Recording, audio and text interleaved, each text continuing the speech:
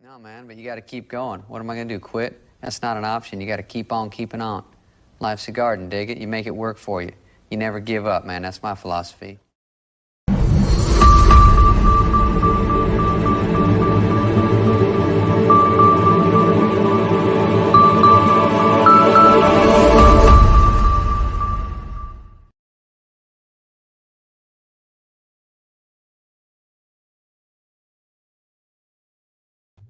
All right, everybody. Welcome to the Urban Gardener and our weekly Saturday morning live stream here on our channel. And I want to welcome all of you here who are joining with us right now. Thank you so much for being here. And hope you all have had a wonderful, wonderful week and all sorts of things going on. Hopefully for you, you've got some gardening going on or something, as our subject today is, have you sown any seeds yet?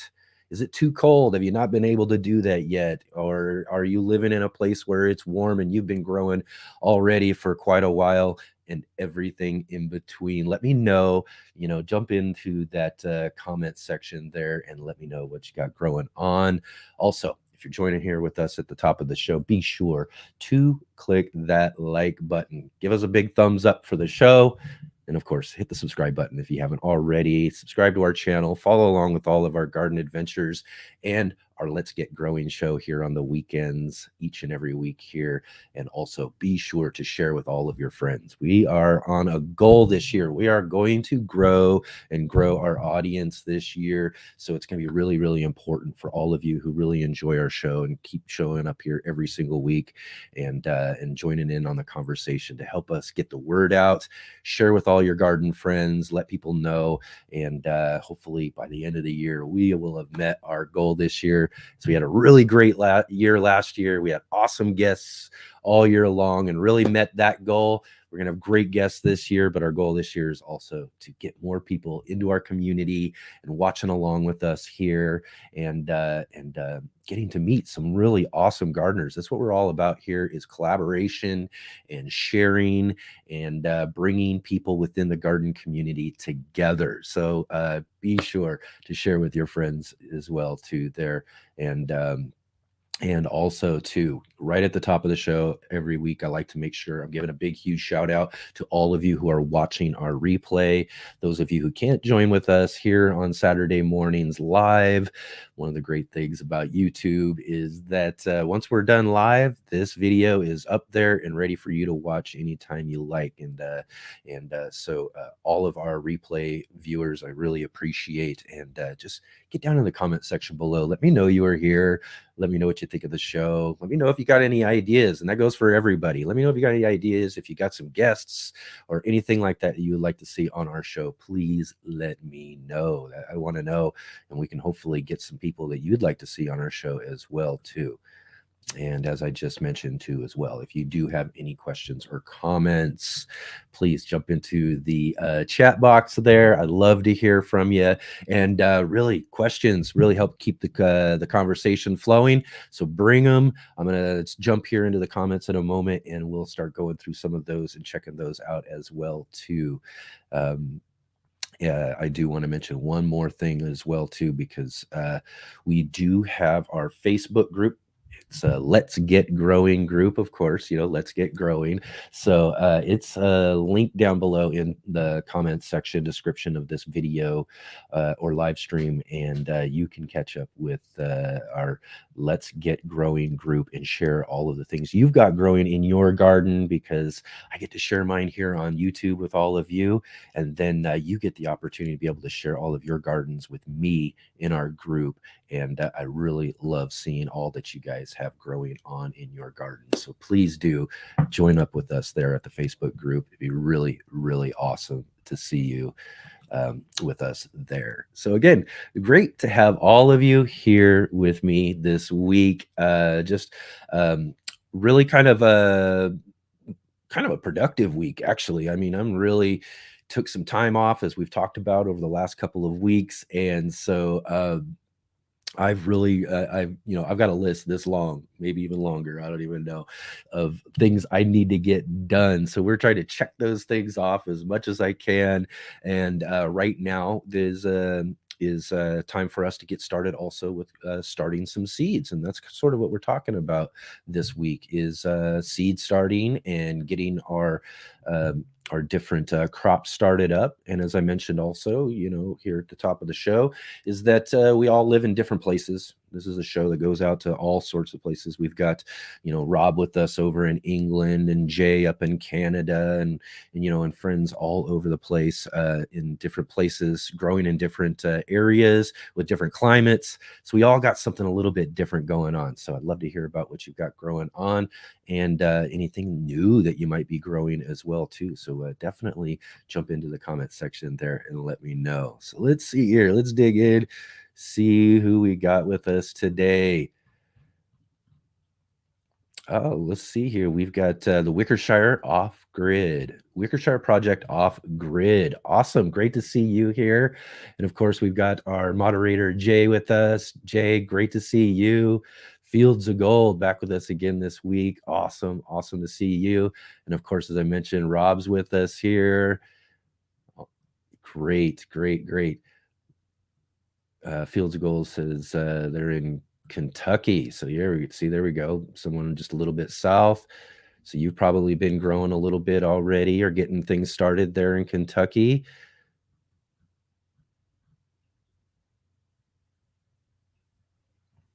Rob says that the weather has been better here, but now the rain is back and snow in the forecast for later in the week. Yes, that was one of the things too here. This January has been a record-setting January for us here in Southern Oregon, where I garden from.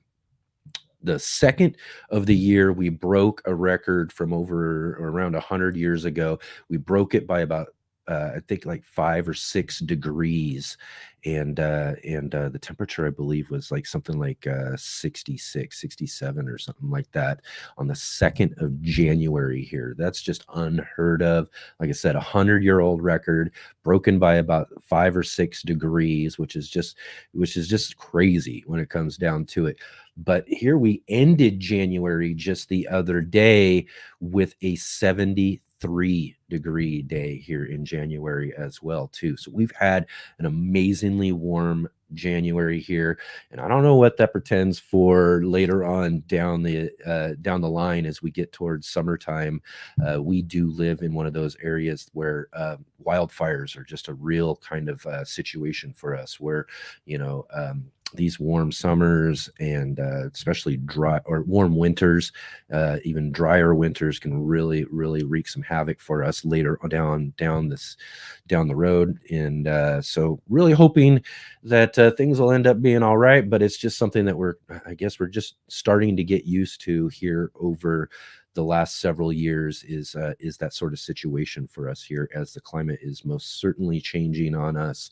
And we're just having to kind of deal with that and work with that. And also it really does kind of change some of the things and ways that we're gardening and what we're doing.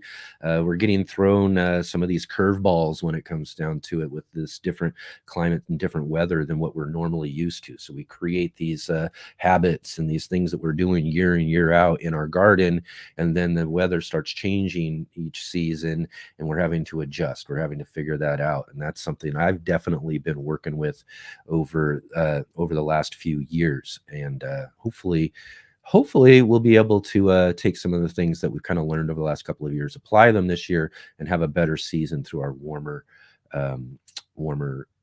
season.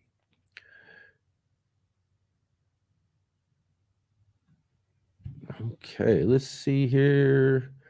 Up Fields of Gold, it says, thinking about getting some lettuce seed and kale in the ground today. It's in the 40s. Yes, absolutely. I talked about this last week.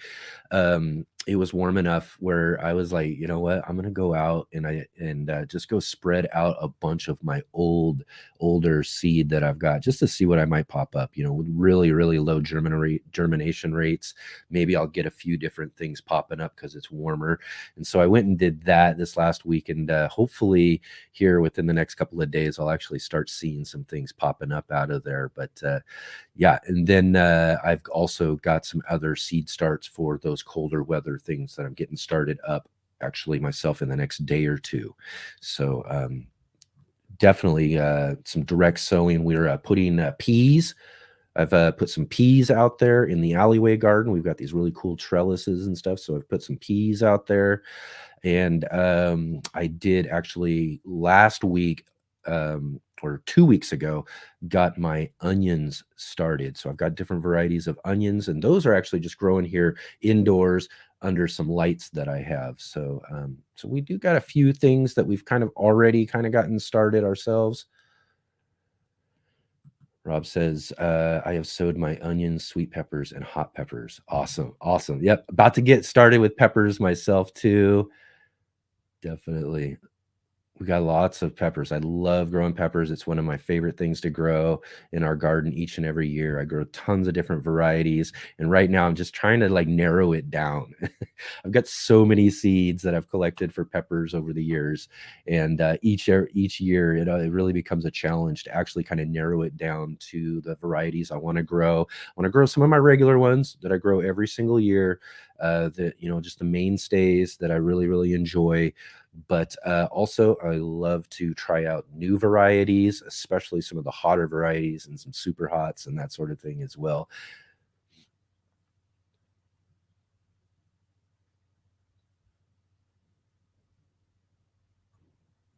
Let's see here.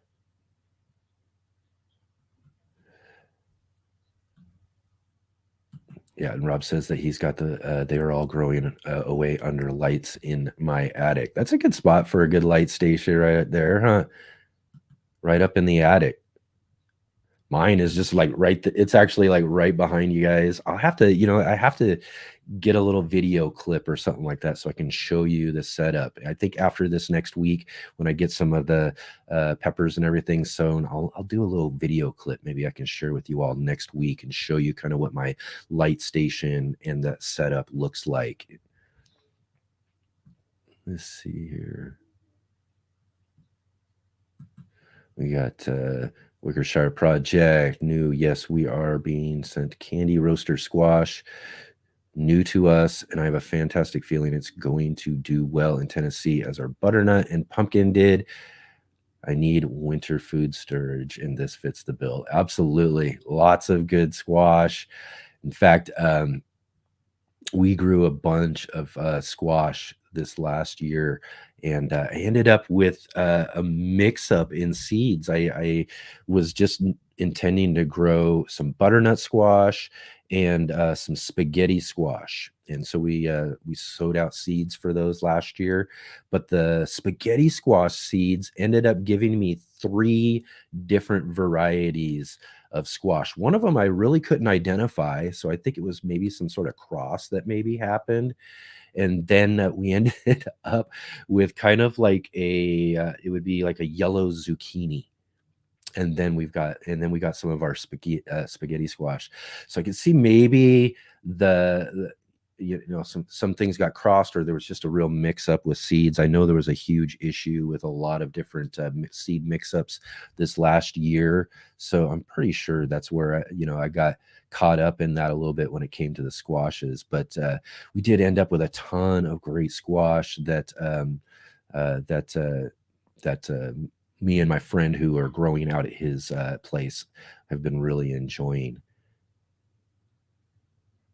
Let's see here. Fields Goal says, I do have 3 big grow lights inside, but just lazy. Need to make a trip to get some starting mix. Yes, starting mix. Yeah, I want to talk about that actually here just a little bit too, because I'm about to get my seed starting mix all started up, because that's what we're going to start using for some of our other like our peppers. I've got again, we'll be growing some tomatoes here in a couple of weeks. We'll be getting those started as we kind of move towards the end of February. Eggplants and okra and different things like that I'm going to get started indoors before we bring them outdoors. And I just use a real basic seed starting mix. Let's see, I'm trying to catch up here real quick. Fields Goal says, I got tons of seed and bought some seeds from Keika Trail, rare heirlooms. So not going to buy much seed this year. Well, that's great because, you know, that's one of the things we like to, you know, promote and talk about, you know, when we're growing our gardens and we're getting, good enough to actually have, you know, like these mainstay crops and these things we're growing, is then to start saving seeds and then trading seeds and getting, you know, and kind of doing seed swaps with other gardeners. You know, that's a good way to get good varieties into your garden, and also to get varieties that people you know have also grown as well too, so they know that they're pretty successful.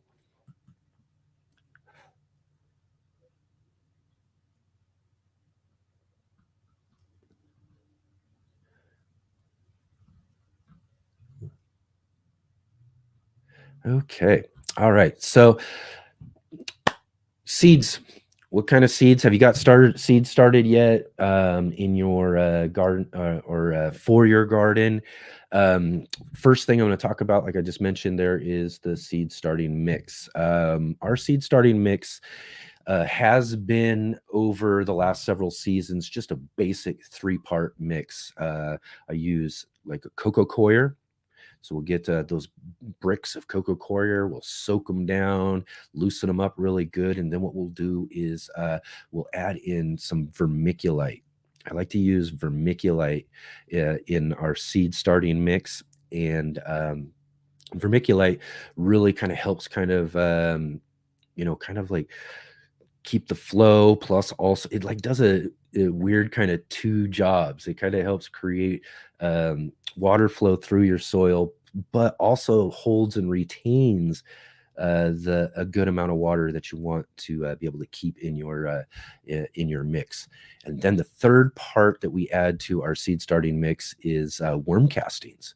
Worm castings are going to be a big part of what we're doing in our garden this year. It's always been a part of our seed starting mix, but we're taking worm castings to a whole nother level this next year. And that's kind of one of our big projects this year. Is I've got worms growing and working and making fresh worm castings for me right here in the house over winter.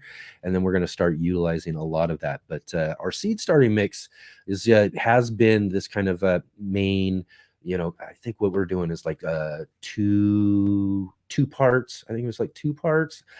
I wish I would have remembered, but I kind of eyeball it anymore, so I can't quite remember exactly. But I'd say around 2 parts to 1 part vermiculite to a part of worm castings, or maybe a half a part of worm castings. I would say maybe 2 to 3. Oh boy. Again, like I said, I just take a bunch. I start adding stuff till it feels right and looks right. So, about 2, 3 parts. And really it varies. It doesn't have to be exact. And that's kind of the great thing about, a lot of our soil mixtures and stuff. They don't really have to be exact. But we get those kind of mixed up and everything. But this year, I've been watching, and everybody who's been following our channel knows our good friend Mark Roche Colbert. He's did and been part of some segments we did for our show this last year, as well as a really great guest and a good friend of mine who's been on our channel over the last many years. And so I've been watching and following him on his Instagram over this winter, and he's been running some of these microgreen type experiments with his mix, his soil mix.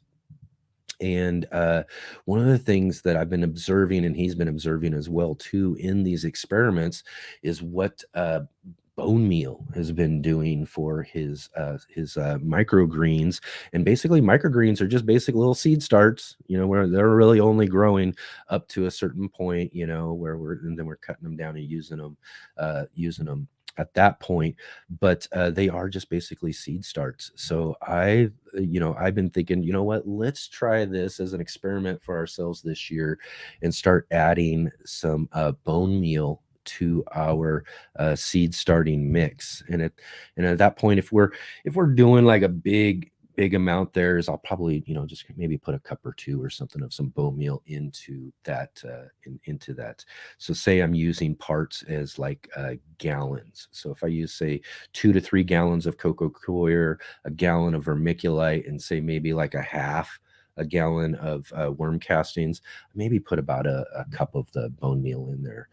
So yeah, that's basically what I'm going to do for my seed starting mix this year, and we're going to be mixing that up here actually later today to get things started, as I want to actually try to, as I've been talking about over the last few weeks, is try to kind of put together some garden journal videos, and maybe that's what we'll do for this week. Is I'll shoot kind of a little garden journal video and kind of show you all as I put that all together, and then get our pepper seeds started for this year.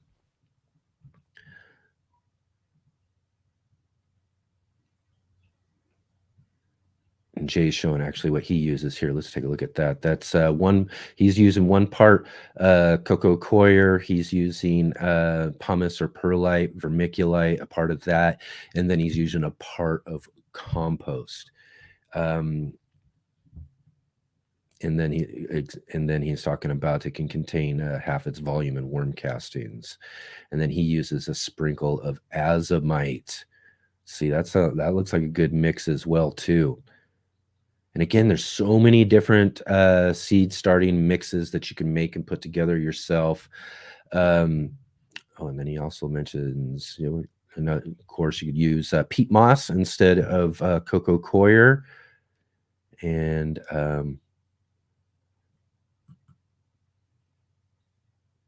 I use mostly cocoa coir. In fact, I should have brought it in here so I could show you. I usually see these they're like square a square brick of the cocoa coir all compressed, when you get the compressed bricks of them. And I got a garden center here locally that I found these, and they're like double size, and they're like less than the cost of one of the half that size if you're buying online. I've had to buy online because I couldn't find or resource anything locally, but luckily this year I finally found a place where I can source it locally and save a bit of money instead of purchasing it online. But yeah, huge. It's huge. I don't even know what I'm going to do in order to break it down. I'm thinking I'm going to have to cut it in half somehow. But yeah, I prefer the cocoa coir when I'm using and starting my own soil mixes, but peat moss is definitely something you can use in its place. I do use peat moss if it's given to me or I get some extras, or even if it's on some sort of like mega sale. I mean, if it's too cheap to pass up, then I'm going to probably grab some of that as well too. A lot of that I'll put into a lot of our outdoor soil mixtures that we'll use as we move to our containers outdoors. And that'll be kind of a different mix in of itself as well too. And that's when I'm going to actually go to, and as Jay showed in his mix there too, is that he's using, like, where I would use for my seed starting mix, I would use 2 parts cocoa coir, or even up to 3 parts depending on just the volume. And like I said, I kind of eyeball it again, but he's using that second part as compost. Now that's where I'm going to go when I go to my outdoor mix. I'm going to start using some compost, and instead of the vermiculite that I'm using for the indoor seed mix, the seed starting mix, I'm going to move to a perlite, as Jay's showing in his mix there as well too, as I move towards outdoor. And then again, you start getting into the azomite and rock dusts and things like that as well too. Really great for that.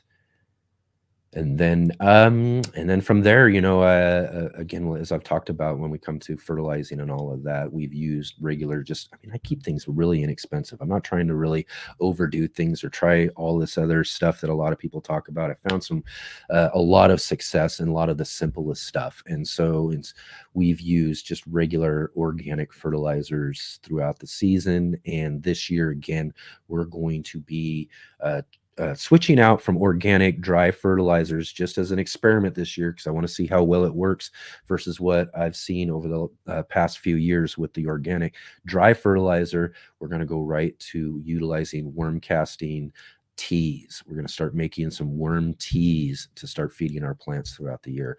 And the great thing about that is that's just something, instead of like sprinkling it in the soil and have it break down and work in there, it's going to be like a direct feed right to the roots of those plants, plus a foliar feed as well too, because with the worm tea, you can just spray down your whole plant and maybe add a little bit to the soil, and then whatever drips right down or flows down over the plant as you're spraying it down will make it into the soil as well. It's a great direct feeding, and I just really think it's going to work well, and also will help along with growing.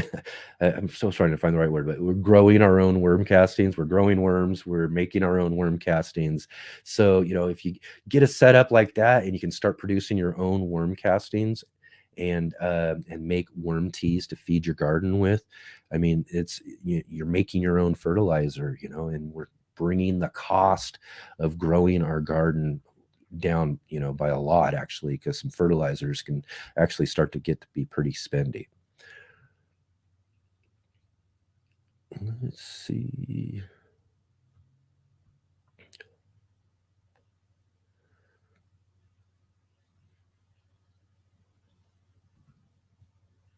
Okay, yep.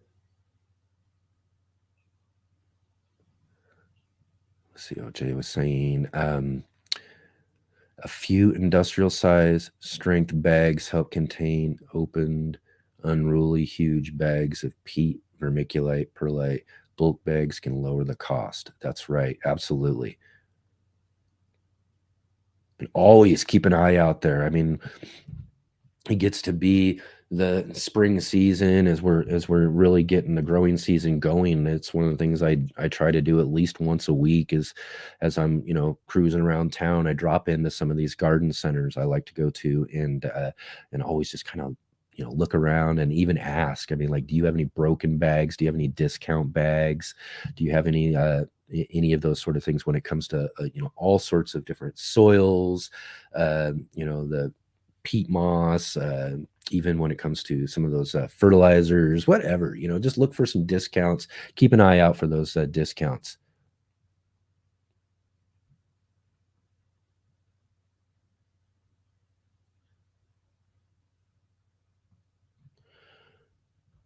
Yeah. So that's what we're gonna do. I'm gonna try adding some bone meal. I think that's gonna be the key to our starts this year.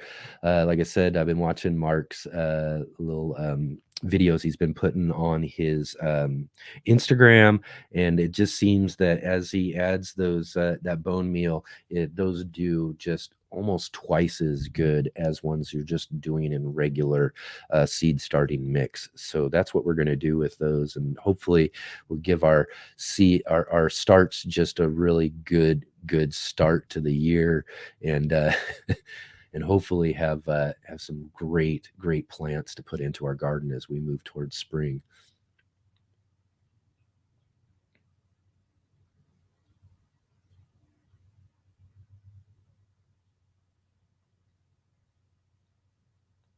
Okay. And so, are there anything? Let's see here. So, I know a lot of us, and I think there's been a mention of peppers or anything like those sort of things that we're getting started right now. As I mentioned, I've got a ton of varieties of peppers. Are there any like certain varieties or any certain peppers that you grow each and every year that you really like? I've got this again. I'm growing mostly sweet to mild peppers. I grow, obviously, just some bell peppers. Got to have the bell peppers. There's this one, it's Yellow Monster that I got from Baker Creek a few years ago that just grow these just massive, massive sweet bell peppers that I really enjoy. I'm going to try to be growing those again this year. And of course, some jalapenos. I probably get as hot as serranos as far as the ones that I'm going to eat. I do grow some habaneros, and another one that's kind of a little bit, I would say, kind of a little bit less than a habanero, but getting up there in heat, is one of my favorite peppers I grow every year. It's called Sugar Rush Peach, and those I grow and make some powders out of, so that I can kind of cut the heat down a little bit as I can add it to some certain things and then get that really good flavor. I mean, they've got just an amazing flavor to them, but they do have some pretty good heat. And I think that's about as hot as I'm trying to go if I'm ever eating something as far as a pod or anything like that. But also too, actually that just makes me think of, I just got done watching this series on Hulu called Super Hots. And Super Hots on Hulu, I think you can get it through Disney Plus, or yeah, Disney Plus has Hulu. So it's on those streaming platforms, but it's a show called Super Hots, and it features people who are in the pepper community, pepper growers, pepper competitors who eat in these hot pepper competitions, just pepper lovers and pepper people from all over the place who do all sorts of things when it comes to peppers and in the pepper community. And the pepper community is kind of like one of those little side communities to the gardening community as it is. And several of these people in the show I actually know and have talked to and have discussed lots of things about growing peppers with over the years. In fact, Jimmy Pickles, as he calls himself, Jim Morrow, has been a good friend of mine for several years, and in fact was on one of our live streams last year as he grows and sells isolated pepper seeds. And I got from him the Primatali pepper, which the chocolate Primatali has been, cited by many people up to last year as the hottest pepper that's out there. Nobody had it tested, or there wasn't any true confirmation. Just some of those people. That's in fact the main kind of guy in the show Super Hots is a gentleman named Johnny Scoville. And he has a channel called Chase the Heat. Now, Johnny is the person I reached out to when I was in this competition year before last, and one of the categories was growing the hottest pepper. And so I went to him and I said, "Hey, what do you think is?" Because there's a lot of talk out there about the Carolina Reaper, being it had held the record up to that point, and a lot of talk amongst people in the pepper community that there were other hotter peppers out there. So I reached out to him to find out what he thought was the hottest pepper out there, and he had told me the Primatali. So I went to Jim to go get the seeds, and he sent those to me. We grew them out. I had a friend of mine join me for a live stream last year to taste test that pepper right live on our show. And then we had Jim on as a guest to talk to us about growing isolated seeds and all of that sort of stuff. So that's one of the things we're looking to do. We'll hopefully have Jim on the show as we move towards the season for the Let's Get Growing show.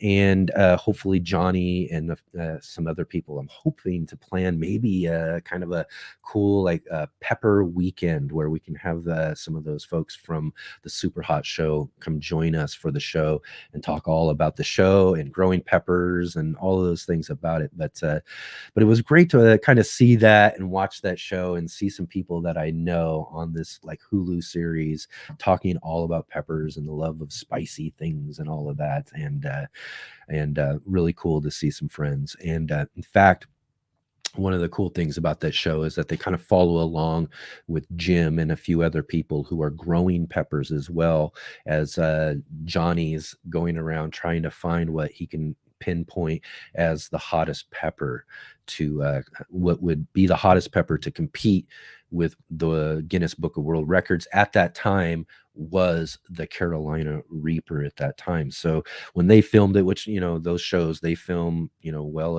in advance. So they filmed over a couple of years ago and then put the show together. So when the show came out, which is an interesting thing, and I'll talk about it a little bit here.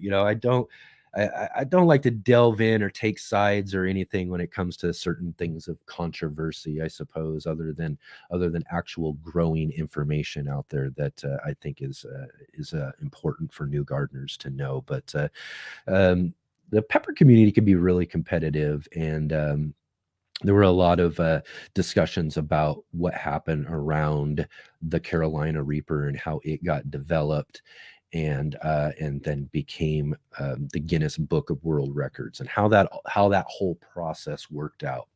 And there were a lot of people who pointed to other peppers and believed that those ones were actually the hottest pepper out there. And so for years that sort of thing was going on. So they filmed and they put this show together. Johnny went out there and he tasted and tested all of these peppers that he thought could compete or be hotter than the Carolina Reaper. And that's kind of what they do with the shows. They do that and they end the show with actually taking some of these peppers that he believes are hotter and having them tested. And that's what they do, is they had these tested, and they will or they did find a couple of peppers that were hotter than the Carolina Reaper.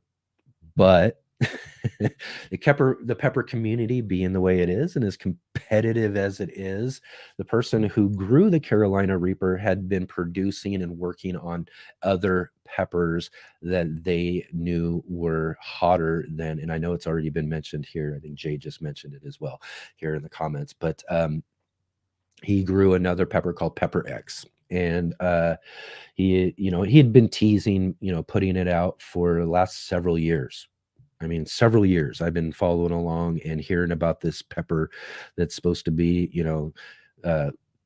10 times hotter, and the way the Scoville works, it's I can't remember what they call it, but it's supposed to be like 10 times hotter than the Carolina Reaper that he was developing. Now the Reaper was his pepper, and so he had this Pepper X that he had been kind of talking about releasing again for the last several years. And all of a sudden, this last October, I think it was somewhere around October, he decided to release the Pepper X. And if anybody watches on YouTube and sees that show called Hot Ones, where they eat the chicken wings and the hot peppers with all the celebrities and they work their way up to the hotter peppers and all of that, he went to that show and released the Pepper X. And at first I was like, oh, great, this is awesome. And, we got a whole new record. But boy, it just started setting off a massive amount of controversy. And come to find out, as I learn a little bit more later on, that that show Super Hots was intended to be released in October. And like I said, the show ends with testing of peppers, showing and proving that they had hotter peppers than the Carolina Reaper. So obviously in the pepper community, word got to, his name is Smokin' Ed Curry. They call him Ed Curry. Word got to Ed that they were going to be showing on this show new records, and a breaking of his Carolina Reaper record with some of these other peppers. So he thought he'd jump ahead of the game, and he went ahead and released the Pepper X. And when he released it, they were in such a hurry to do the paperwork and get the things going to get it released at that point in time to get ahead of the show that that's how the name Pepper X pretty much came about. It was just a stand in X because they didn't have a name for it. They didn't want to get a name that got leaked out there. I mean, this is super secretive projects, you know, when you're talking about world records and developing these crosses that these guys do, they are very, very secretive about it. And in the show, you can see even our friend Jim Morrow, Jimmy Pickles, very, very secretive about it. But so again, like I said, very competitive community there.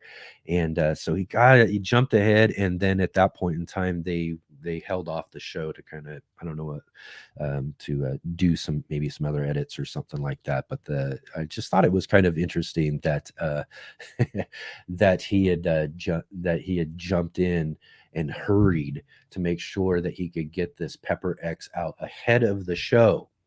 So, you know, and how people feel about it, you know, I mean, I understand how it could be frustrating to the growers and the people who are out there trying to develop and do things and all of that and everything. But again, just kind of brings some kind of, you know, interesting aspects to that whole type of community and everything too. And again, I just love the peppers. I love growing the plants. I'm not out for eating them, because another part of that show is also to kind of show you some of these competitive eaters and these people who go into these hot pepper eating competitions and things like that. And yeah, I mean, I I enjoy watching some of that stuff. It can be really kind of interesting and fun and all of that, but there is no way I would ever be getting myself into that sort of situation. Anyways, let's see here. And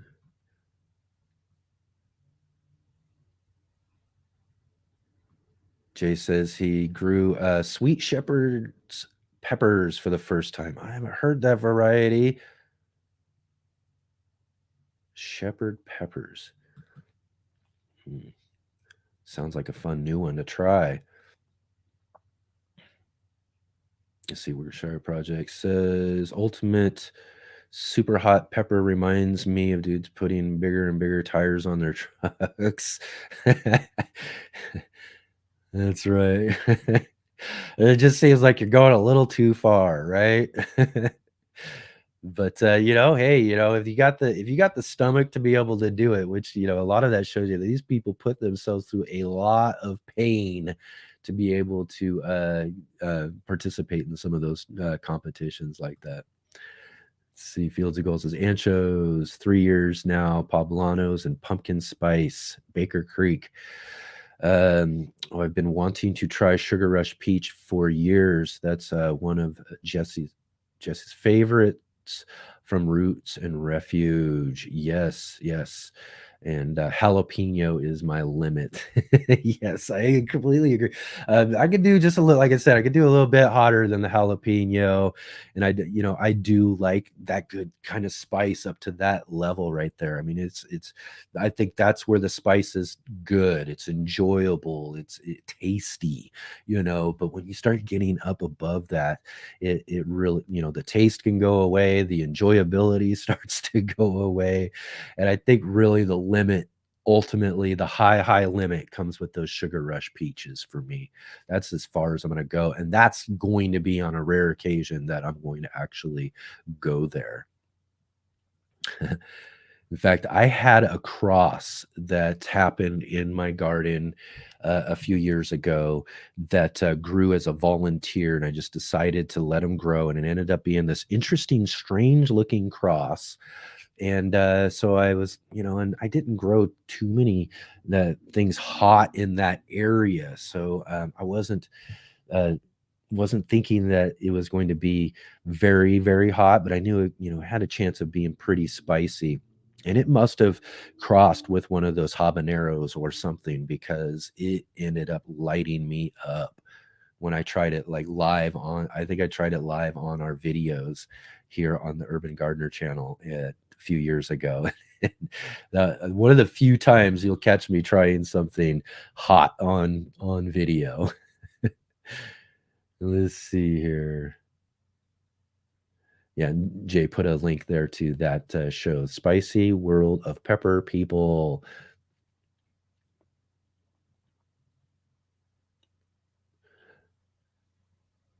Yes, and Rob was saying Chili X, the Pepper X, yes, hottest in the world now. And Wickershire Project says 2 million is what they're guessing. And then Rob's guessing about 5 million. And I do believe it came in around 2,600,000 and something is what I believe that's what it happened at. So it was, and the Carolina Reaper was like a 1.6 million itself. For the record that it set. So you would see that the Pepper X is like 1 million more Scoville units, but that the way the Scoville units work, that makes it, I believe they say it's like 10 times hotter. So, and I'm not sure how the math works on that. Someone a lot smarter than me on Scoville and those and how that how those measurements work could explain that a lot better than I could. But that's how it was explained to me, is that it's actually 10 times hotter. Wickershire is like 5 million, but even at 2.6 million is insane, and it is definitely liquid lava. I have never in my life tried anything, like I said, above a habanero. And a habanero ranks in around, I mean, I think at the hottest level, they're around 500,000 Scoville units. And 500,000 Scoville units. And again, like you say, and if you're looking at, if 1 million more than 1.6 is 10 times, so you can imagine what even like a 1.6 or even going to that Pepper X at 2.6 would be for someone who their limit is at 500,000, 500,000. So it's just, to me, that's insane. I just don't even know. I don't even know. I ate the habanero, or actually, I'll tell you this. I did try many, many years ago, way before I even gardened. I worked at this place, and someone brought in some oil, and it was a pepper oil. So I would have to say that I've probably had hotter, and it was many years ago, and it lit me up so much that you get it creates a level of panic inside of you. It's not going to kill you necessarily, but man, it will start getting you to panic. That's for sure.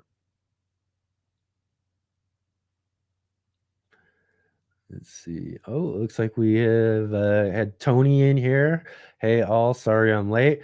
I was filming with someone. Awesome. Tony, great to see you.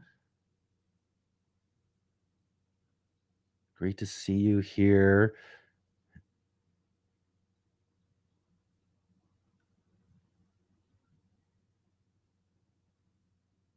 Let's see what Jay says. In the test, human subjects taste a series of prepared chili samples to determine the heat level. The samples are diluted in a laboratory until heat can no longer be detected by the tasters. So yeah, that's the, okay, yes, definitely. So you're referencing the Scoville heat units. And yeah, so it's a dilution of how many units of water does it take to dilute that that pepper or those that capsaicin is what it is. How many units of water does it take to dilute the capsaicin to where you can't taste the heat anymore? And so you can imagine, like, so whatever the units are for a jalapeno. Jalapenos, can be around 5,000. So we're talking habaneros at 500,000, all the way down to a nice warm jalapeno at around 6,000 Scoville units. So that would take 5,000 to 6,000 units of water in order to dilute that jalapeno to where you can't taste the heat anymore. And then that's how they came with the Scoville heat units. They do things differently in the laboratory now. They do a really great job of explaining that and talking about that in that show, Super Hots. But that was like the original way they do it, dilution and the, for these taste testers and that sort of thing. But now they don't have taste testers and that sort of situation. They do it in laboratories and have ways to be able to equate it to that water dilution rate that they would use for this and continue to use for the Scoville units.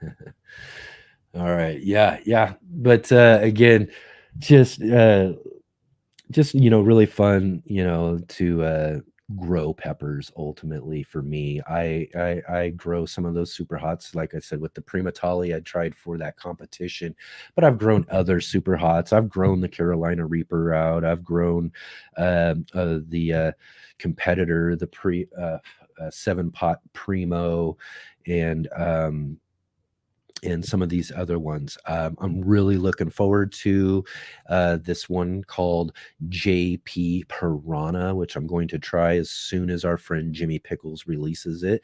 That was his pepper that he grew and kept super secretive up until the point of this show coming out, and is uh, a competitor for the Carolina Reaper, and really, really wanting to check that out and grow those peppers. So for me, a lot of those things are just about the fun of growing the plants. I talk about that all the time. Is that there's few things in my garden that I like to grow each and every year that I don't consume myself. I will grow them, and then they'll share them with other people. I've got friends around here locally that do like some really hot peppers, so I'll give them some of those hot peppers. And if I got some extras, I'll make, like I said, some powders and some things like that, so that I can cut them down and not have that extreme heat, but get a chance to put them into things that I enjoy as well too. But again, pepper plants are just, to me, very interesting. Um, eh, Hundreds, thousands of different varieties that you can grow, from all these really super sweet peppers to super hot peppers and everything in between. And each one of those plants grows in different ways, have different temperaments. Some like a little more sun than others. Some like to be little drier at times, and just they have different habits, and it's kind of fun to kind of test around and grow and try to, uh, you know, um, test your gardening skills, with peppers.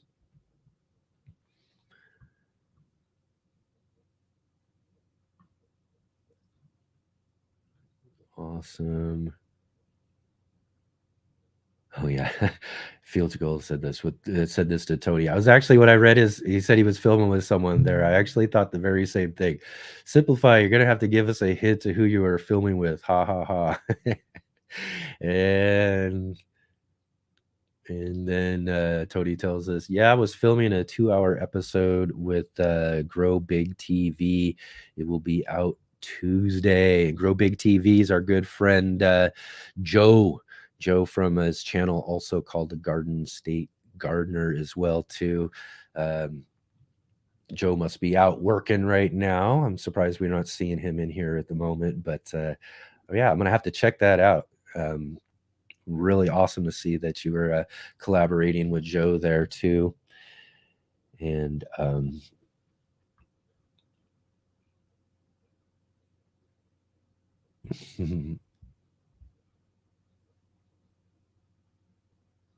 Oh, and Connie's jumping in with us there, saying hi to everybody. Good to see you, Connie. Thanks for joining with us here on the live stream. Really good to see you. And again, we're just kind of having a loose kind of conversation chat as we're doing this week. I've talked about this last couple of weeks. We're just kind of gearing up for our new year of the Let's Get Growing show, and working on booking some guests and getting things together, and a few other things, some segments and some stuff, some changes and things like that. So that's this month. It's kind of a real kind of crunch, get things done, get that sort of stuff together, and hopefully we'll get this show up and running back again for the 2024 season here in a few weeks. And definitely, as I've already mentioned and talked with Tony there from Simplified Garden, look forward to him hopefully being one of our guests in our first few weeks of the show. And because it'd be great to have Tony join back up with us again. He's got a new book coming out, and I'm really excited about sharing that with all of you here on the show. So we'll have Tony on to talk all about his new book and all the things that he's got growing on for 2024. And again, with a lot of other guests and that we're going to be having again this year. I did kind of get ahead of myself though a little bit, because I got really super excited about who I was looking to, and we were trying to get him booked for our very first show of the year, and that was Mark Valencia from over at Self-Sufficient Me. And me and Mark have been kind of emailing each other and messaging each other for, over the last several weeks now, trying to get things worked out and figured out. To hopefully, I wanted to get him on for the very first show, and I've talked about that over the last few weeks. And but just with way things are going with his schedule, and what I was trying to line up for the dates for our show to get started back up wasn't quite lining up. So we decided ultimately that the best way to make sure that he's going to have time to be on the show is to kind of move that more towards his winter. Now, Mark is from Australia, so his winter is opposite of our winter. He's on the southern hemisphere down there in the great down under, as they call it. And so his winter is going to be, where our summer in June and July. So what we're going to do is we're going to move it to make sure that we can get him on the show, and we'll be moving it up a few months in order to get him in on the show and make sure he's got time. So I just want to make sure I mentioned that to everybody, because I've been talking about that over the last couple of weeks. And again, super excited about it. Mark's one of my favorite people on YouTube. I mean, I say that about everybody, but again, Mark is someone I've followed from the pretty close to the beginning of his channel, and in the whole development of what he's built into just what is just a mega resource, world resource in gardening, and one of my, just a great person and personality, and his videos are awesome, and just really looking forward to having him on the show eventually. So we are working on getting us a really good guest for our first show coming up here soon. And because of that, I haven't actually been able to nail the date down yet. Again, it's either going to be the 2nd or the week after, which I believe would be the 9th. So one of those 2 days, depending on a couple of people I'm trying to work with now to get set up for that. And then we got, then hopefully from there, the show will run again with a new guest each and every Saturday after that. So looking forward to doing all of that. And again, looking forward to being able to share all of these awesome gardeners with you, and have some even bigger and greater and awesome guests throughout the year. And so I've got a bunch of new gardeners lined up for this year for our featured guest segments. And I've also, we had such awesome people last year, like Tony, who I want to have back on the show. So we're going to be trying to work some of them back in different ways. And one of those ideas is about trying to start maybe a Sunday edition of the Let's Get Growing show, but do something just a little bit different. So my idea is to do a gardening kind of roundtable discussion where it isn't just me one-on-one with a guest and doing just kind of like that podcast type interview with them, but to have like 2 or 3 different people here with me.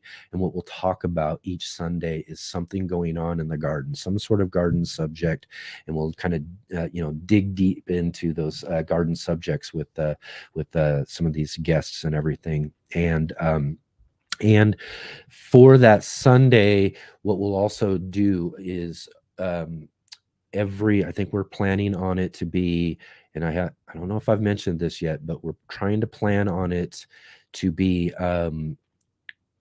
the second Sunday of the month. I think that's what we're working on. The second Sunday of the month, we will have with us for a discussion each and every month. Again, one of the people I turn to a lot for if I have questions about gardening, if I've got something that I'm needing to figure out or kind of is stumping me, and I need to get some information, I reach out to my good friend Scott Wilson over at Gardener Scott.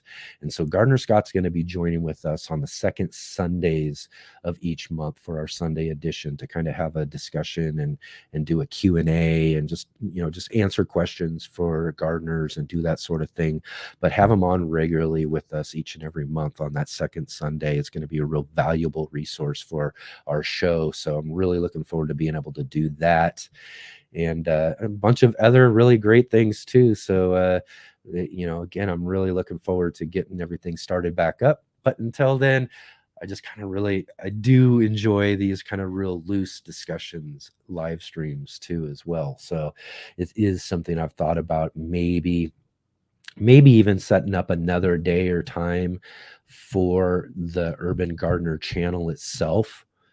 Because one of the things we're going to be doing as we move through this season is trying to separate the Let's Get Growing show onto its own channel. It actually has its own YouTube channel, and we're going to try to separate the show, not completely though. I mean, we will run this show live every Saturday on the Urban Gardener channel, but replays will start to only be available on its channel. So we're going to start doing that stuff as we move into next season. So one of the things I've been thinking about is maybe setting up, and I'm thinking we used to do our live streams. I used to call them Wednesdays Live on the Urban Gardener channel. And so we did Wednesday evenings where we did just a loose discussion about whatever we want to talk about, whatever comes up in the discussion, whatever questions anybody might have. And we just kind of have these really great opportunities to be able to really have a one-on-one discussion with each of you and be able to be able to continue the gardening conversation. So we're kind of thinking about that too as well for the Urban Gardener channel. But those are sort of things that I'm going to kind of see as we go along, how that might fit into everything we're doing here. But yeah, it's going to be a really great year for us, and I'm really looking forward to it.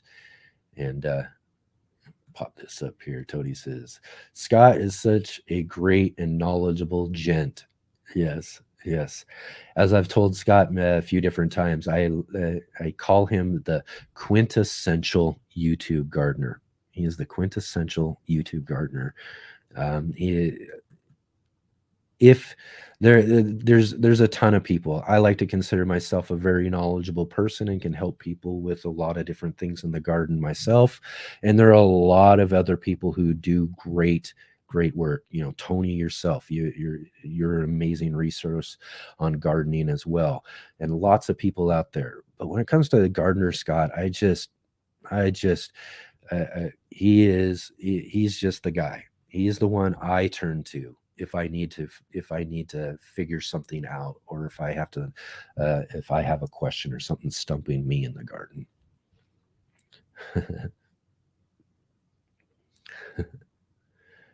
Rob says, I like Gardener Scott, very down to earth. And that's the thing. And really just, one of those people too, again, as I've started to get in and collaborate and do things, he was one of those first people who really was just, when I reached out a few years back about doing some things and and wanting, and actually when I was originally thinking of the idea for the Let's Get Growing show and expanding our live streams to more of an interview type of thing, he was one of those first people I reached out to. Again, because he's someone I follow. He's someone that, a lot of things I do in my garden, a lot of the things that I've learned from him. And so I reached out to him, and it was just something to see somebody who had really kind of reached a level of YouTube gardening, that that I've always looked up to, and he responded right back to me and was just so open to doing whatever. And like I said, I've talked to him about, joining us for the Sunday once a month. And he's just so open to being able to, to work with and collaborate with, and just really, really awesome person. He's very encouraging. In fact, when we started the show this last year, he sent me an email just to let me know that if I had any issues with getting somebody, or somebody dropped out late, and I was worried about filling a spot or whatever, that I could contact him, and he'd jump in, and he'd jump in on the show with me to fill that space and stuff.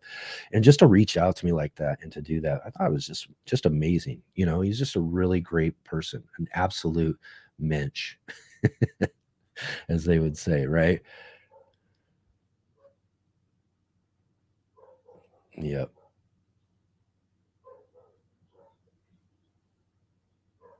Oh, and Field to Gold is saying Kate Cottrell is supposed to do an interview with Gardner Scott, possibly around the 22nd. That's awesome. And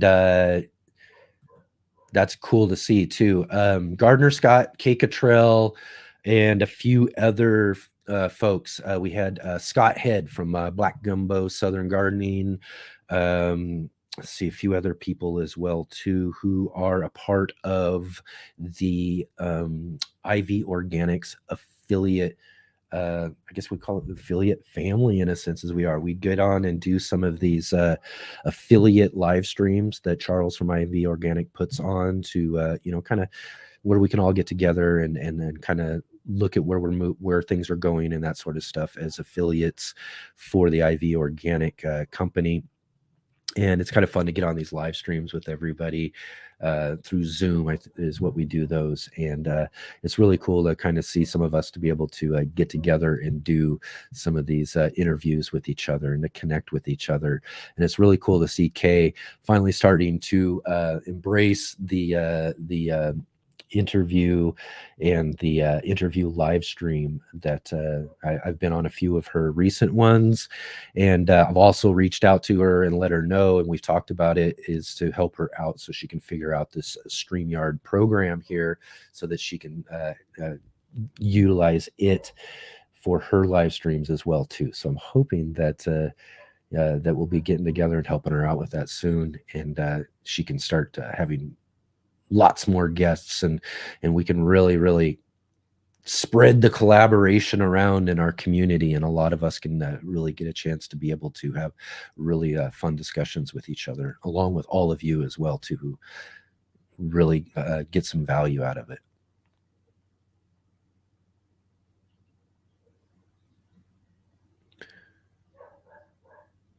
Oh, and Tony says, yes, mate, you're always helping and offering to help. It's gold. Yes. Thank you. Let's see here. Oh, Connie, they were talking about his moderation. Connie says, many of the gardening shows would not be the same without you. Thank you, everyone, and your help. Yes, absolutely. Jay is invaluable as a moderator. Just does such an amazing job putting in all of these. I mentioned Scott Head in the Black Gumbo channel, and Jay drops a comment right into the comment section there, giving you his link and checking out his channel. He's right on top of all that stuff, and that's just such a great resource for a live stream, to have someone like that who can handle and take up that sort of thing, and help everybody else who's watching the show to be able to connect with those who we are talking about. Let's see here. Oh, Wickershire Project says, I grew up on John Kohler. He got me into thinking about what I was doing and why stuff works the way it does. Just hilarious situations and stories he talks about. Absolutely. John Kohler is more so than a garden, what do you say, a garden creator colleague or whatever. John is I consider at this time a good friend. John and I have done a lot of things together over the years. He was one of those first big YouTuber gardeners that I got to meet and got to do some videos with and everything years ago.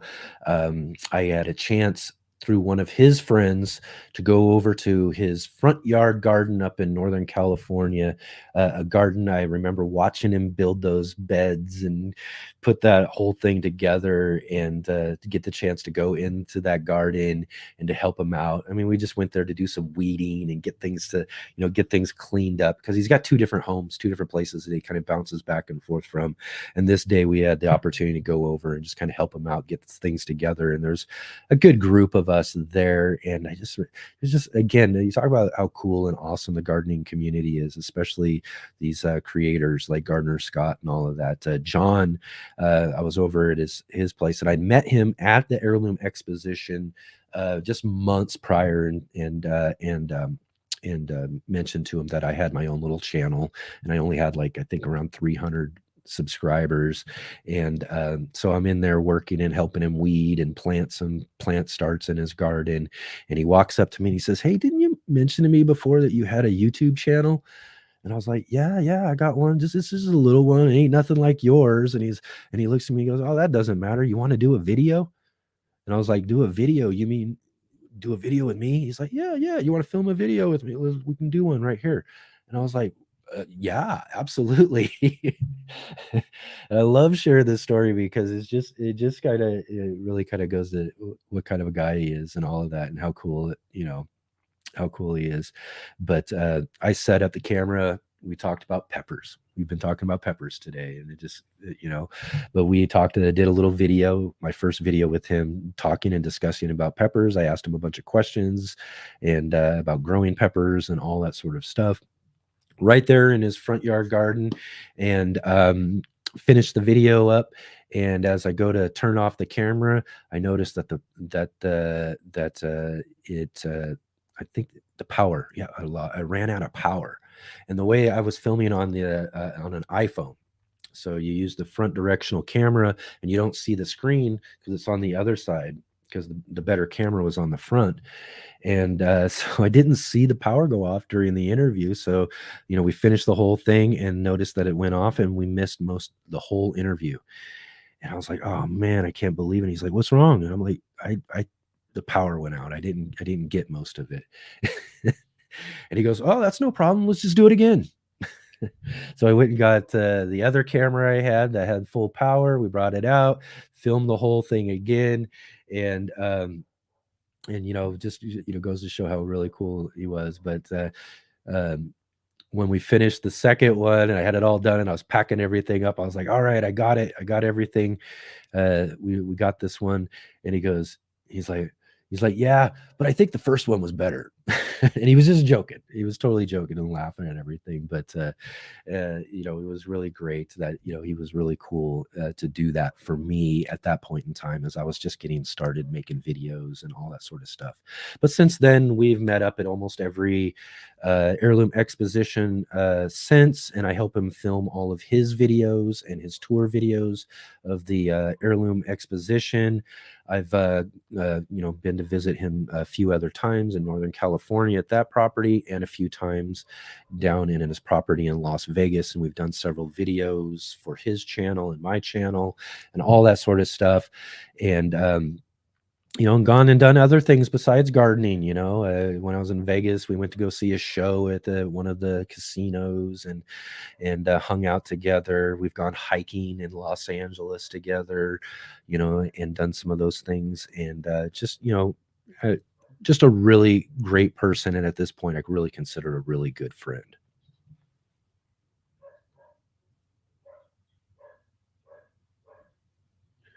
Oh my, the neighbor's dog's barking. I don't know if you guys can hear that.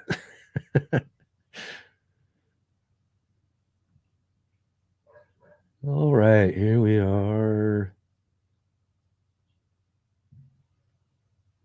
Tony says he is so upbeat. John is, and here's the thing about John though too.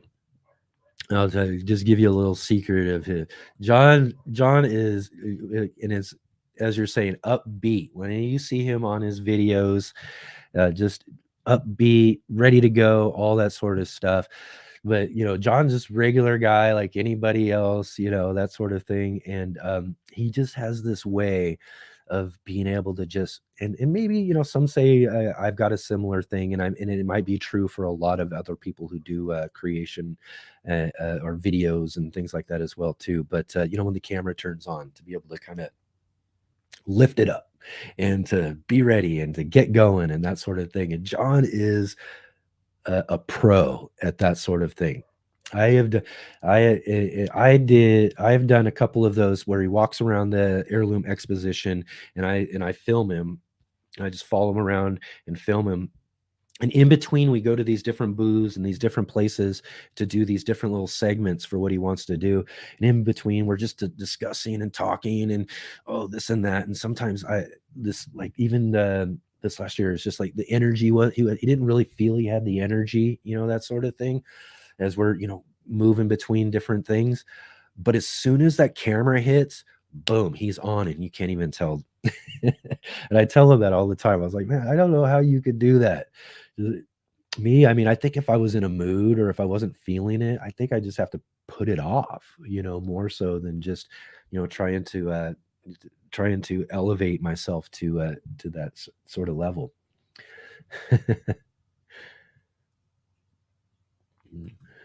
And Jay says, as a more subdued person, I was startled by John Kohler's energy.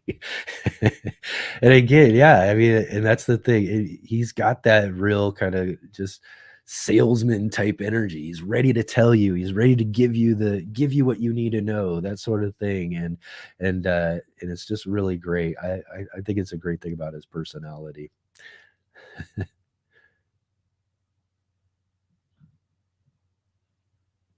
And Wickershire says, I love hearing these stories. Connection is epic. Yes, that's and that's again too, and I talk about that a lot here on these live streams on my channel, is that that's pretty much what I get the most out of here for doing all that. I love making videos. I like doing the sort of things that I do in my garden and sharing that, the garden tips and all of that sort of stuff as well. But what I really get the most out of is these connections and these conversations and these sort of things that I get from being able to, meet up and talk with people like Tony from Simplify Gardening on the channel, or Gardner Scott's, John Kohler, all these Kay Cottrell, just to get these connections and to have these discussions and to really connect with the gardening community as a whole. And when I first started getting to do that, Kay and John were some of the very first people that I got to connect with in person, and they were so encouraging to me and so behind what I was doing that that was something that I just kind of latched onto. It was like, okay, well, they and several other people I got to meet in person too through some of those first few heirloom expositions I went to, people who do channels, and I was just like, man, everybody is so cool and nice. That's sort of what I wanted to gear myself towards, was to do that interview and discussion type thing and connect with as many of the people in the gardening community as I possibly can. And that was where the idea of the whole show came in a few years back, was to be able to do that, and to do that here on the Urban Gardener channel, to be a place on YouTube where we can all really kind of connect together through some really fun, interesting, and knowledge-filled conversations about gardening right here on our channel. So I think we've been doing a really great job of it over the last few years, and hopefully we'll get to introduce you all to even more really, really great gardeners as well too in the gardening community. Oh, yeah, we were saying that's when I was mentioning, there, like the reason people make friends is to help weed the beds. So like, yeah, it's definitely right. You got to make friends and get them over to help you in the garden. Yeah.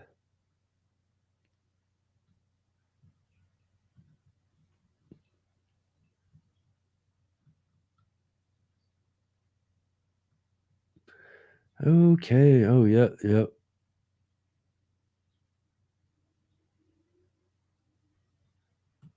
Yes. And as Jay mentions here too, I heart generous gardening educators willing to share info and pull each other up. Absolutely. And that's what we should be doing. For the especially for those of us like myself and Tony, other folks, Cade, um, Gardner Scott, and all of that, is I think it's really important for us to be lifting each other up, to be helping each other to do those sort of things. Social media and all other aspects and other places, and we even touched on it just a little bit with the pepper community, can be really kind of cutthroat or negative in some places and critical, and I don't mind some constructive criticism, but to be critical for critical sake is just not right, when it comes down to a lot of that. And one of the things I like to see, and it pops its heads up even in the gardening community as well too, but uh that's really the purpose of sharing our gardens and sharing our garden knowledge with everybody else, is to lift each other up, to help each other out, and to help each other grow the best gardens that we can grow. And that's really what the ultimate goal is for being out here and sharing.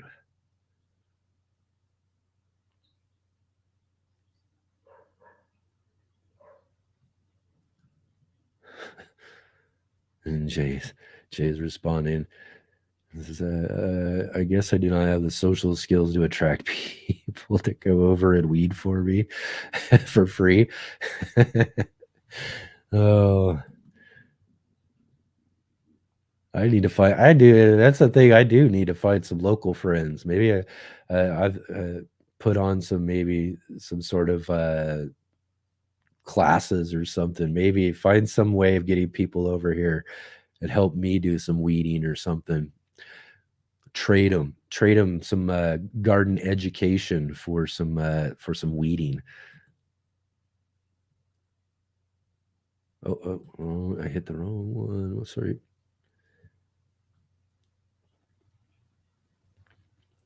Oh, Wicker shares his my views on John. Open, honest, innocent. Loves what he does for work to the point of anyone being chosen as a beer taste tester for a job. Yeah. Yeah, that's right.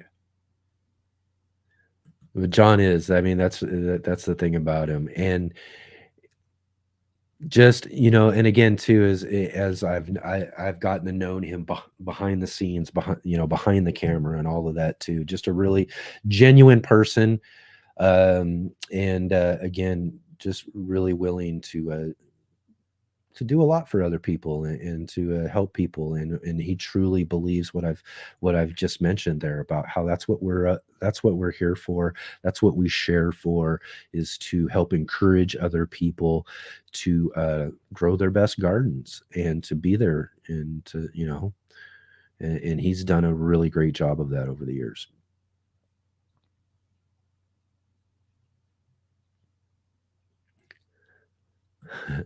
Fields Goal says, "Hey, a lot of people would weed for you and to, for education and meet and greet." I know. In fact, I think I had a viewer who lives local to me reach out actually this last week to do a bit of a meetup, which would be, guess, one of my first meetups that I've done. Be one-on-one in a sense, but right here locally. And I'm kind of excited about that. I'm going to do that this next week, and should be really fun, and give me that kind of opportunity to be able to do that, to kind of share with others right here locally in person, one-on-one. And I didn't think about it, but maybe I should have invited them over here to do some work in the garden. But no, it'll be great. I can't wait to do that. And maybe as things grow for us a little bit more, and opportunities happen, there'll be ways for me to do some of those sort of things down the line. But one way I tell everybody, though, if you do, I'll tell you well ahead enough of time, if you do ever want to, and if you live somewhere else in the States or have the ability to go to the National Heirloom Exposition. It's held down in Southern California every September. They'll have the 11th annual Heirloom Exposition this next September. That's a great place to come and meet me, and for a meet and greet. The last couple of ones, there were a few years in between the two. The last couple of Heirloom Expositions, I did have people who came up to me who were excited about meeting me. This last time, I had a whole family. The younger, I think they were close to, they were little teenage kids, were like, yeah, we watch your videos, and they were all really excited to meet me. And we did the whole taking pictures and all that sort of thing, which is just really new to me. You know what I mean? I know to me, it was just different to kind of have that sort of situation, to be walking around and have a whole, have this family group walk up to you and go, hey, Enoch, we watch your channel and we really love what you do. It's, and that sort of thing. It's so great to meet you, and to do the pictures and stuff. That was really fun. But but yeah, that's a great place. I mean, if anybody ever wants to come and meet me, come on down to the Heirloom Exposition. I will be there each and every year.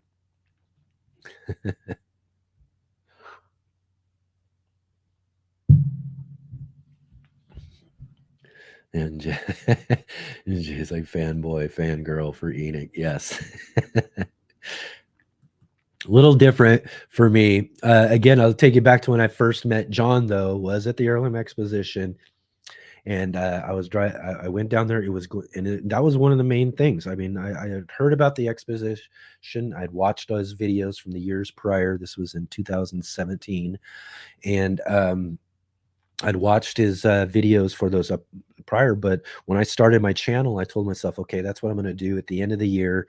If everything works out and I can, keep this channel going, I'm going to go down to the Heirloom Exposition, and I'm going to go check out one of John Kohler's talks and go meet him. And that was kind of my goal for the year when I started my channel. And so I was that fanboy for John Kohler when I went down to the Heirloom Exposition. John, has got a big enough channel to where he goes and does a talk down at the Heirloom Exposition, and after, he's got a packed room listening to him, and at the end of it, he goes and does the like meet and greet, and he's got a big line of people who want to meet him and all of that. And and yeah, in fact, right up here, I think, let's see, actually, you know what, I'm gonna get up, let's see if I can reach it. One of the first times I get up out of this chair here on live streams, but I have it right here. You want to talk about fanboy right here up on the shelf here. I don't know if I can show it to the camera enough. There you go. Yeah, you can see that. There's Enoch meeting John Kohler for the first time after his talk there at the Heirloom Exposition. But yeah, that sort of thing, that, it was great, and to be able to do that, but to have people approach me and to want to take a picture of that sort, with me, it just is a completely different for me. But I don't know. I'll get used to it.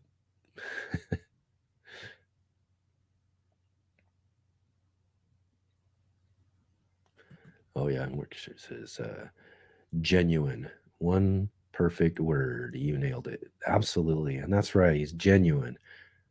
Well, again, like I said, I don't genuine is totally right. There's things maybe in certain, aspects, of his off camera personality that slightly different, but not much. I mean, he's really that same person. You know what I mean? He just has this ability, like I said, to just kind of, turn it on for the, when the camera's on, he's ready to go. He's ready to, ready to tell you all this awesome garden knowledge that he has, and it's one of the things I really like about him. But when you get to know him, off camera, he's still that same genuine person who's, just, he's just there to help and just there to share. And he's really lives the idea he tells you about on his videos about how he just wants to see people eating better and eating healthier and growing your greens, growing your own food in your own spaces, that sort of thing. And that was a huge inspiration for me as I was just getting started gardening.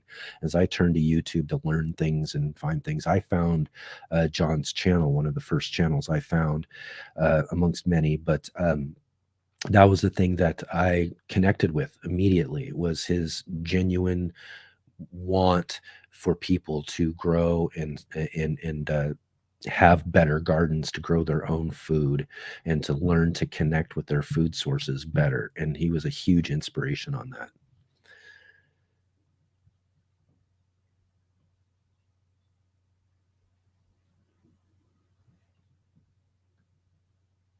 Okay.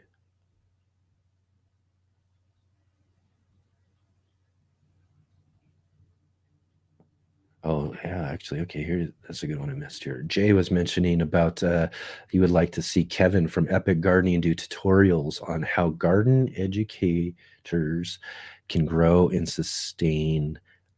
sustainable business.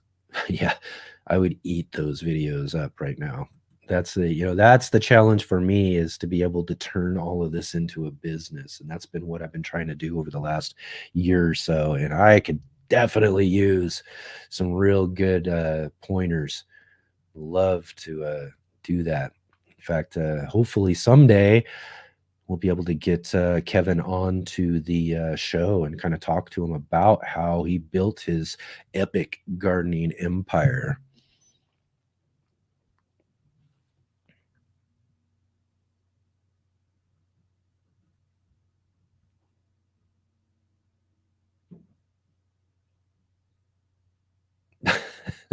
Oh my. All right, so Jay asks, winter sowing. Anyone have any tips for a newbie? Okay, well, I haven't done much of any winter sowing at all. I know that I've seen this sort of thing with utilizing like gallon milk jugs, cutting them half, filling them with some soil, putting some seeds in there, and then kind of I think we could close it up the top there so it can create kind of like a little bit of a little greenhouse, a little like mini greenhouse in a sense. And I've seen a lot of people who talk about a lot of successes with that sort of thing. I just don't necessarily have the winters of those sort of winters that people utilize winter sowing for. And I'm sure Jay up in there in Canada definitely does. But uh, as far as I understand about winter sowing, is that it's just figure out how to make those little jugs, get some soil in there, and just start sowing some seeds. And what I would do, my suggestion though too, because what I see and I wonder about is like if they've put a lot of seeds in there, you know, um, is growing them. You're gonna I would think you're gonna grow them. They're gonna come up, and you're gonna definitely want to thin them out a bit, give them some space to kind of grow out however much they need to be ready to get out into the garden spaces. But yeah, I mean, the only thing I can suggest is to give it a shot. Try all sorts of different things too. It'd be, I actually, and I don't know necessarily, it wouldn't be necessarily for me. I would think doing like your warmer season, your later stuff, tomatoes, peppers, those sort of things in winter sowing.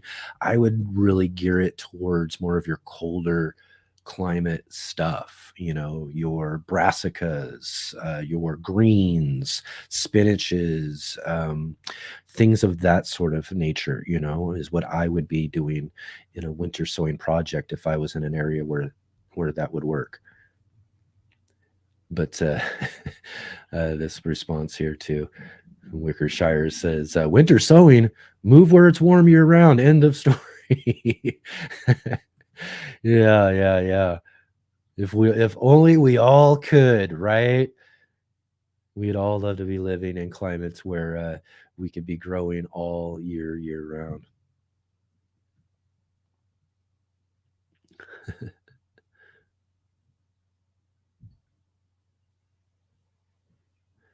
Oh, wait, let's get this up here. I do need to. Okay. Tony says, folks, Kevin is already doing that on his new personal channel. Oh my. Okay, I'm gonna have to figure that out. I'm gonna have to go check that out. That slipped right by me. I didn't see that, so I'm gonna have to go check that out for sure.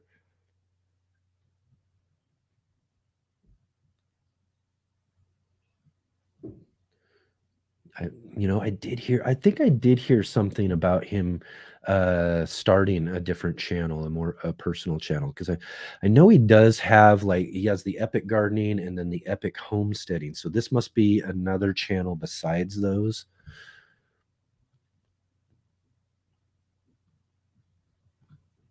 Oh, which is it? Oh, that's the best pick. Yeah, it was my very first meetup with John Kohler at the Heirloom Exposition. Yeah, that was fun. And Darth X says, only winter sowing I do is plant garlic. That's pretty much it for me.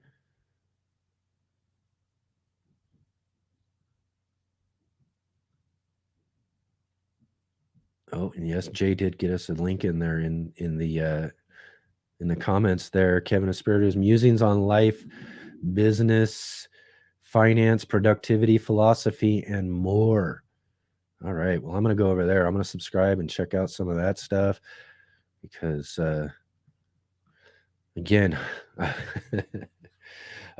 we definitely would love to see a little bit more growth in our channel, but I still worry about the idea of getting as big as Kevin does. Kevin's channel's epic. It's an epic, just massive thing. He's built just this really amazing channel, and it's just got so many followers and all that sort of stuff. I mean, it would be great to have all of that in some sense, because for him, it's created just an amazing, awesome business, and he's really been able to expand things and do things that a lot of us gardeners, especially gardener creators here on YouTube, really only dream of, in a sense. But then again, as as I always say too, sometimes nightmares can be dreams too. And I can imagine just really having a hard time with such a large channel. As we've talked about many times, I've mentioned many times when we talk, especially when we talk about channels of the size of Epic Gardening, about what these live streams would be like if we had a channel of that size. And I do love the kind of personal connection we can make right now with the size that we are. I think we can keep that personal connection even up to up to even a lot larger than what we are now. But when you get to the point of like millions of subscribers to your channel, I think that's when that sort of thing starts to change. And I worry about that aspect, if, I say worry, but, if any sort of sense of that sort of thing happened to us, if we were ultimately blessed with that many subscribers, the connection with those subscribers would be something that would kind of start lacking on this sort of, the way we are and the way we connect right now.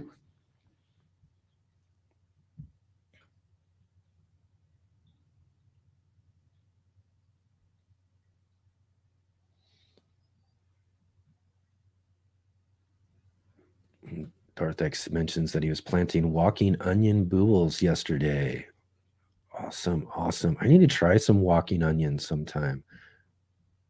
But again, that comes down to space, walking onions, because here's this is a type of plant that's going to need some space. It's going to walking onions are that are in sort of the sense of the name, seem like they're walking. They grow to a certain point, they fall over, and then they root in, and then in that sort of thing, so it looks like they're walking down the way, which means that they need kind of some space in order to kind of to grow out. And but I'm sure I could figure it out somewhere, because I'd love to try them, just to grow them. And let's see.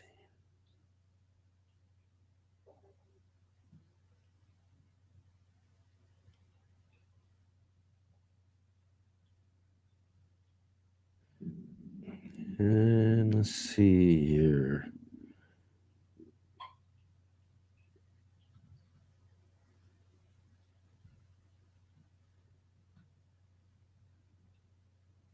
Oh yeah. Simplify Gardening. Kevin is a 1 in a million network, the largest gardening network nearly in the world. Yeah, he's really just built something amazing, amazing. Saying that he employs nearly 100 staff now. I mean, could you imagine that? I mean, it would be awesome. We would, I definitely, again, would not say that I wouldn't want to be in that sort of situation ultimately, as far as a business or the sort of things that he gets to do, because he gets to reach so many people. He gets to really show people, again, what our goal is, to help show people how to grow the best gardens that they can. And he's really got that ability to do that. He's employing a bunch of people.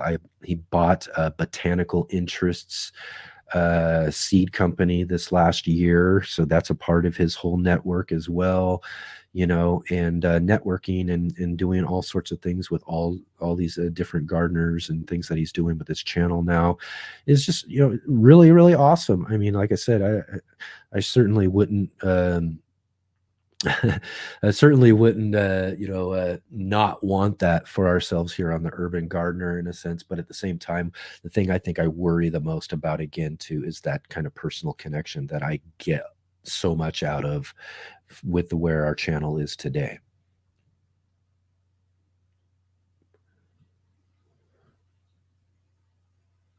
Let's see.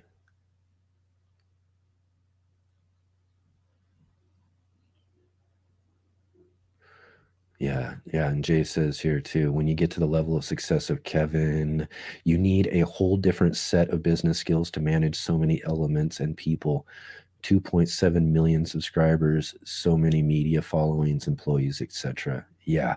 But the great thing too, though, at that point is and at that point is, when you get to be that size of a channel, you can employ a team.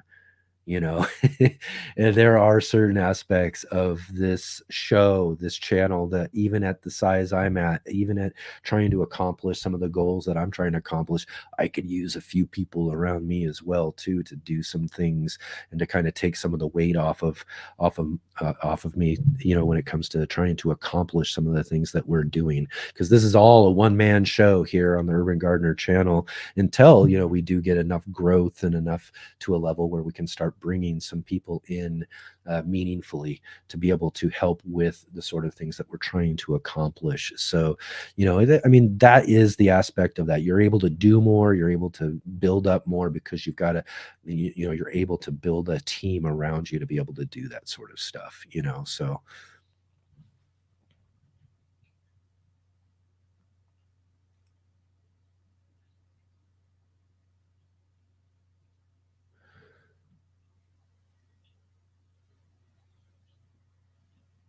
Yeah.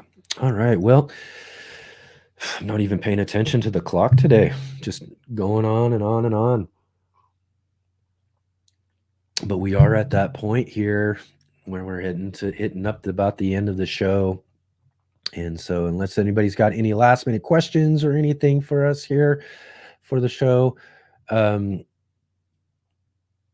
then jump in and ask those real quick here. But I'm going to start winding things down. I hope that all of you are getting a chance to get started with your gardens, as we kind of talked about a bit here, seed starting and getting some seeds started for your garden this year in 2024. Again, some of us living in some cold areas, as Jay was mentioning, some winter sowing. If you've got that opportunity to try that out, get out there and do some of that. Do some indoor sowing if you have the opportunity. Like I said, this week I'm going to be planting out all of my peppers for my 24 garden this year, and we'll be getting all those started. Mixing up our seed starting mix that we talked about earlier, and then from there it's just, I mean, the starting gun is pretty much gone off already, as we planted out, as I mentioned, I think last week or the week before, planted out and sowed our onion start. So we've got onions growing and already started. So our 2024 season's already getting started, and we'll be in full swing here in just a few weeks for sure. We'll have things growing all over the place. And again, as I also mentioned, I do got to make sure I remember, I'm going to try to give you guys a little bit of a video look at our seed light station maybe this next week. We'll talk about that a little bit more as we move on closer to our spring growing season here. Lots of things that we can grow right now at this time outdoors. We've got things growing and all of that, but for our 2024 year and the things that we're all looking to grow, we're just getting started. So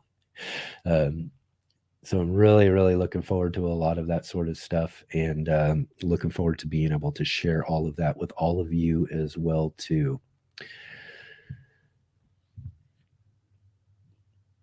Awesome. Excellent. So with that, everybody, I'm going to get moving on here for our day. I've got to, like I said, I got to go get that seed starting mix started up. So that's what we're going to be doing here in just a little bit. And if you are here with us right now and haven't done it already, be sure to hit that like button, give us a big thumbs up. And again, subscribe to the channel if you haven't already, and be sure to share our channel with all of your friends, your growing groups, and all that sort of stuff. Help us get the word out about our show. Let's Get Growing. We got a really great show here, and I just really hope to be able to get our show to some more viewers and to bring more people into our community here. We've been just, since I came back for 2024 here, this is like the third week in a row we've been doing these kind of loose one-on-one live streams. We've been having some great chats. Everybody's been showing up each and every week here. So let's just build on that. Let's do that. Like I said, maybe 1 million subscribers and all of that is just like a little far-fetched and everything, but you know what? We can build this up, a lot bigger than what we are, and still have a really great community here. And so let's make that like I said, we're making that our goal this year. And if any way you can do to help us bring some more people to the show, we really, really appreciate it. And then again, too, also, if you have an opportunity and haven't done so yet, go check us out at the Urban Gardener community at the Let's Get Growing Facebook group. It's a really great group where you can come and share your gardening pictures, videos, just, questions, answer some things, or just like we're doing today, just get into some of those comment sections and chat with some of our other great gardeners in the gardening community. We would love to have you there. And I would love to see what you've got growing on this year too. So please head on over there and check that out. And yeah, I mean, really awesome to see all of you again this week. Let's take one more look here. Okay, let's actually run through real quick. Nancy, you've been watching in the background. I know it. Nancy, good to see you here. Thank you. And she says, I enjoy listening and reading chats. See you next time. Tony, Simplify Gardening, great live. Bye, all. Have a fabulous week. Yes, great to see you here, Tony. We'll be looking forward to talking to you here real soon, and hopefully maybe again this next Saturday, as we'll be back again next week. Jay, thanks all for being here. See you next week for a casual gardening hangout. Yes, we're going to keep it casual, keep it loose for the next few weeks until we get our show back started up. And let's see, take care, be safe, and watch the Grammys tomorrow. That's right, they got the music awards show on tomorrow as well too. I haven't watched one of those for a while. I have to maybe check that out.